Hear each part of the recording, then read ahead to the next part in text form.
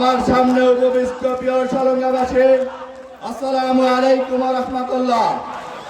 আল্লাহ তাআলা দরবারে শুকরিয়া জ্ঞাপন করছি, বিগত 17টি বছর পরে আজকে আমরা সলঙ্গাতে এরকম একটি উৎসব মুখর পরিবেশে আজকের এই প্রোগ্রাম আয়োজন করতে পেরেছি।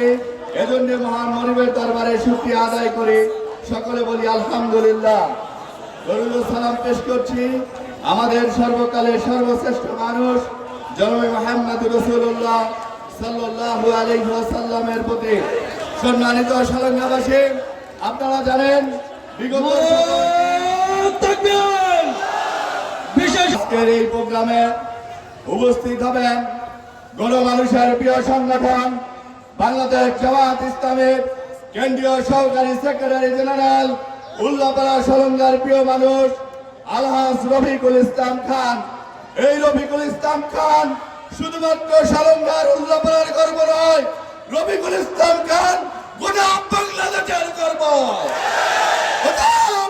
রফিকুল ইসলাম খানকে নিয়ে উল্লাপাড়ার সলঙ্গার যদি কেউ কুকথা বলে, আমরা সলঙ্গাবাসী ছেড়ে দেব না।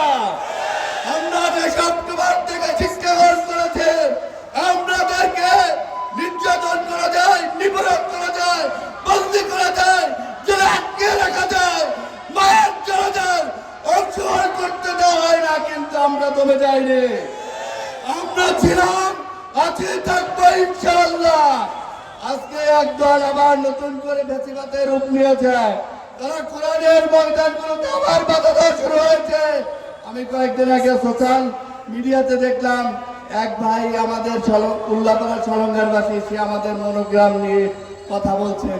আরে আপনার তো মনোগ্রাম সম্পর্কে জ্ঞানই নেই, জামাত ইসলাম নিয়ে আপনি কি কথা বলেন?